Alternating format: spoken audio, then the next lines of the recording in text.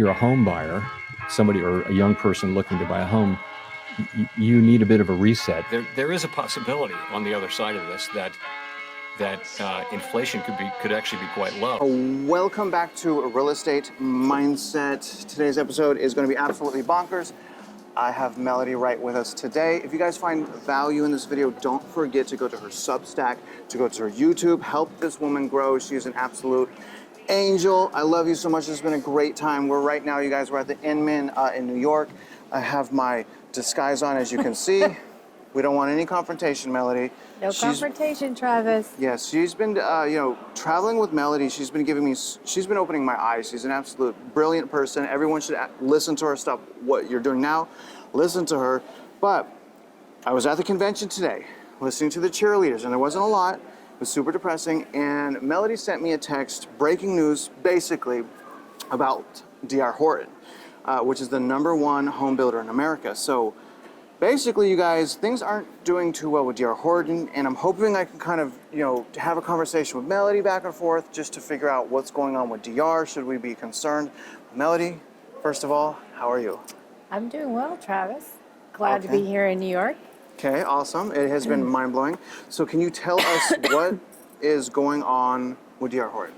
So, Travis, what I think was really interesting today was something that D.R. Horton could mention, but no one else could, especially our rate bulls, is that affordability is still completely constricted. And so they are saying out loud, when most of the press is not saying it, that they are going to have to increase those price concessions. Yes, you guys, I'm going to channel my inner Travis here.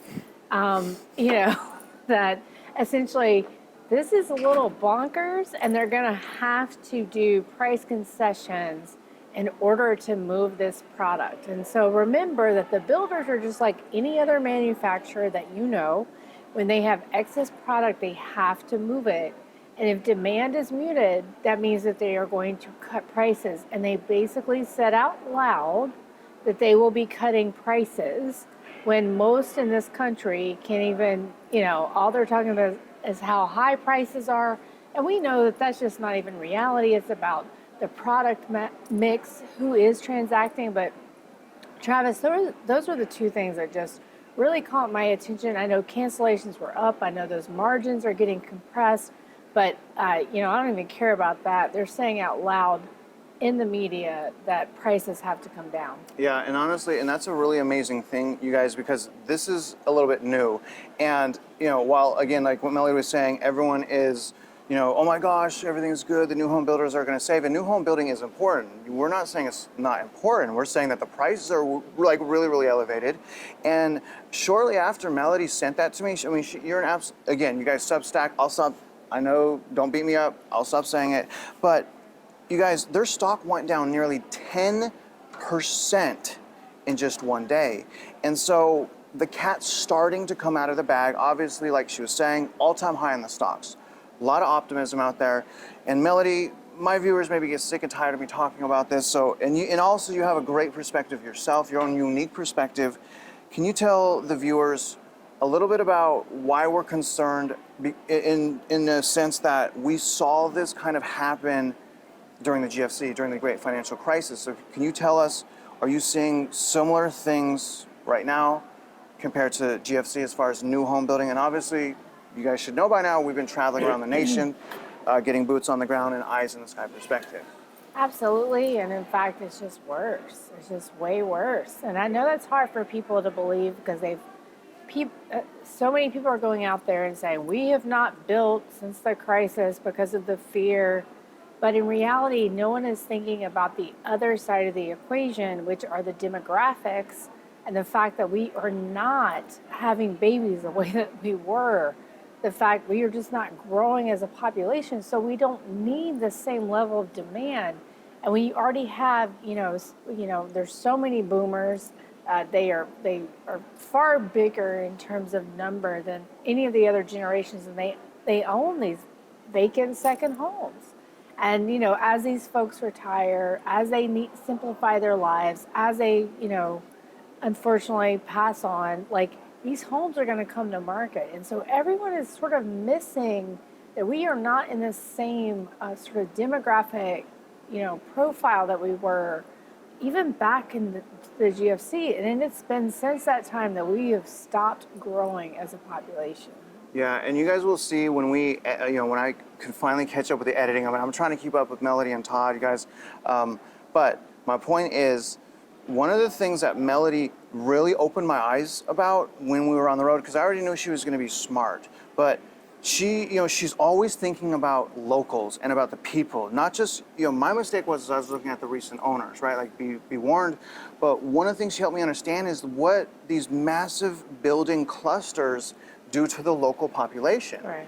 And so as a result of these, and I'm talking, we saw thousands and thousands of homes, 40 minutes down a 2-lane highway, we don't know for sure, guys, because the data is a little bit hard to track, but it seemed like, it really seemed like 20% capacity, at 20% capacity.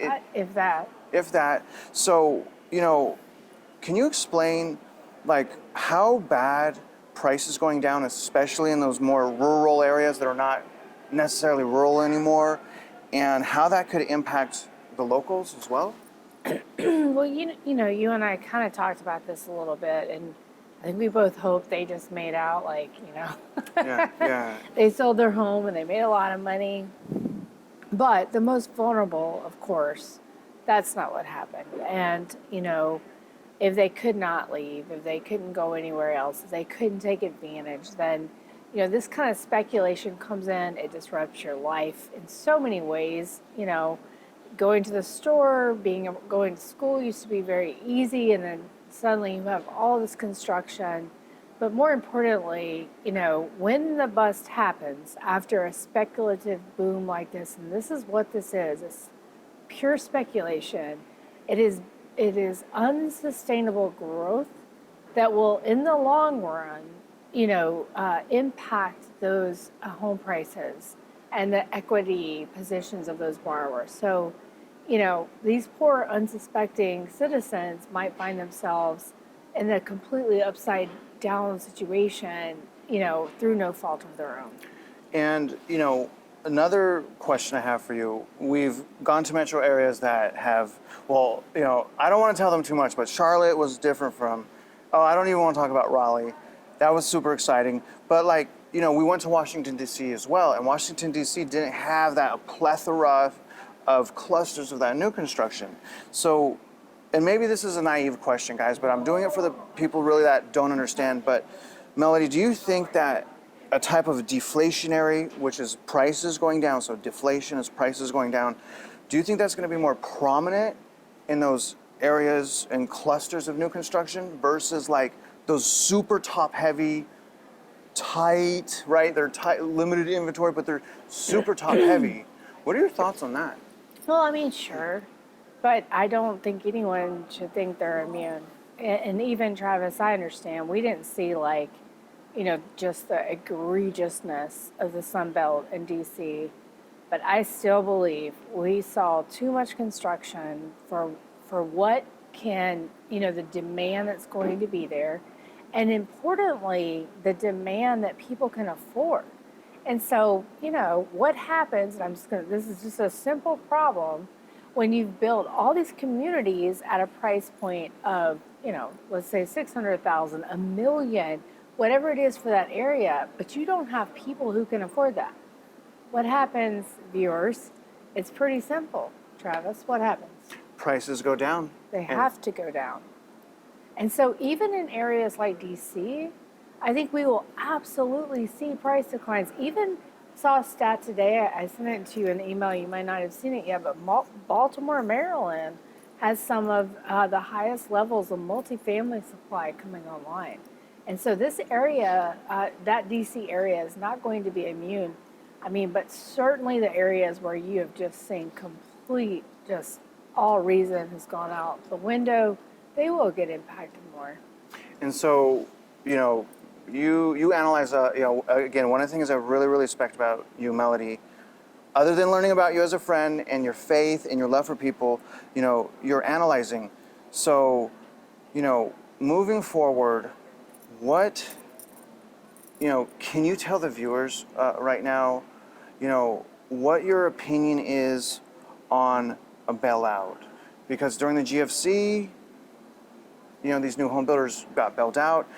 And I say that because, and this is sad, but do you think that it's possible that they wait to lower prices until there's some type of bailout and they have a more initiative to lower prices?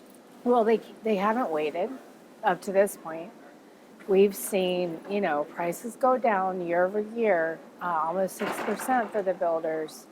And I think that's what was so interesting about what D.R. Horton said is they're like, we will be cutting prices. And so I think, of course, they would hope. But here's where, it's a quandary. It's like they've told Wall Street, hey, we're going to deliver this many homes. And if they don't meet those expectations, then what happens today happens. They get in trouble by the street, their stock goes down. That also means their liquidity goes down because your valuation goes down.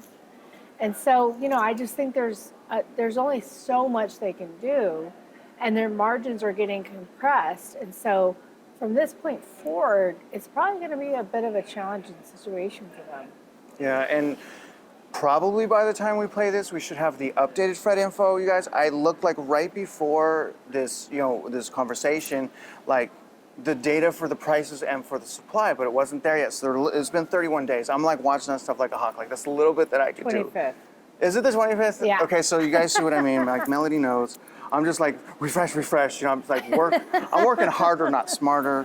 That's but not true. Melody, this is for the viewers. So we're faced, I know I am, and I've seen the comments on your channel, people love you, but we're faced with almost an impossible question. And, and it's on everyone's mind. They put a little bit too much, I don't want to say respect, but different markets, different people. But we're faced with a question, which is, when is it going to be a better time to buy a house?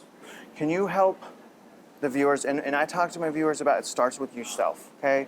Credit, income, assets. So assuming we already know it starts with you, and this is an impossible question, but say someone's already qualified, when do you think it's going to really kind of, with new homes, fall apart? It's from a price and affordability standpoint. I think, everybody has to do that risk-reward calculation. If you want to be in your home for the next 20 years, and you don't have to take on a ton of leverage, then, I think that more than likely I would be able to get to a point and give you some tools of how you can negotiate prices down right now. Because, guys, you actually you have the negotiating power. I know it's hard to believe, but right now you actually do. Those FOMO multiple hours, they're lying about that. They're lying.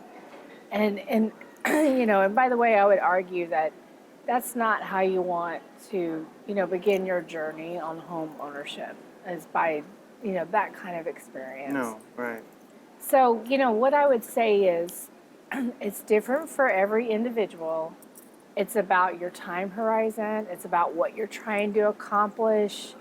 But, this year, I think because of the election, we are going to have price corrections, but they're going to be pretty minimal unless we have some sort of Bear Stearns, Lehman event, something like that to accelerate Which is it. possible. Absolutely possible with the way things are setting up right now. But if not, 2025 looks to be the worst. And then, maybe a few more years of correction, but smaller corrections. And the fact is, if you're looking for a place to call your home and live in for multiple years, then it's probably going to make sense for you. Maybe sometime in 2024 and maybe sometime in 2025, depending on your area and depending on, your financial goals. And really listen to what Melody is saying. And, we present the data. Right now, y'all, the prices of new homes, well, again, until they revise it, Melody, but it's from 13 to 15%.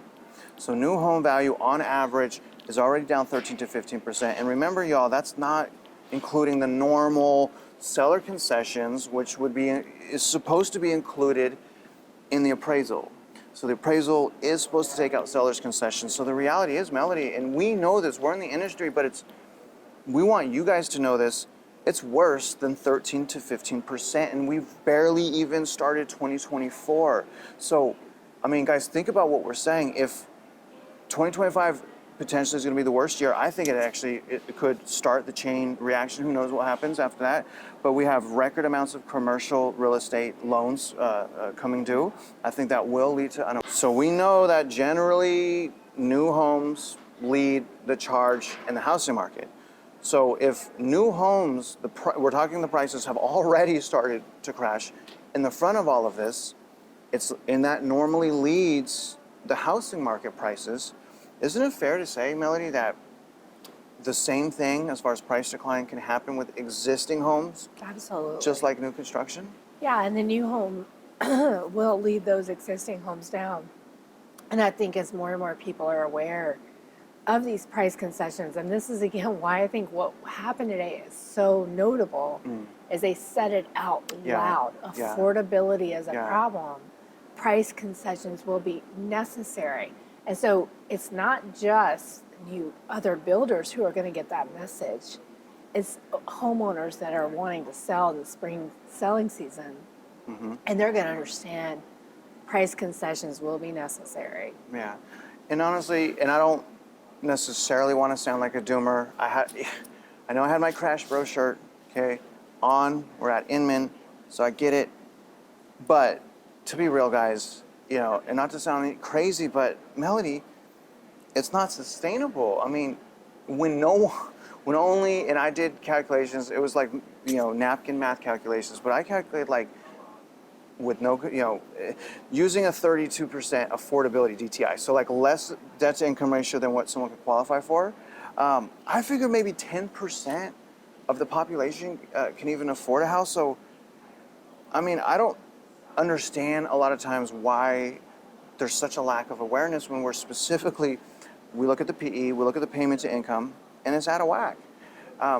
So Melody, before we go, do you have anything you could say to the viewers and understand, like, you and I, we've gone through this.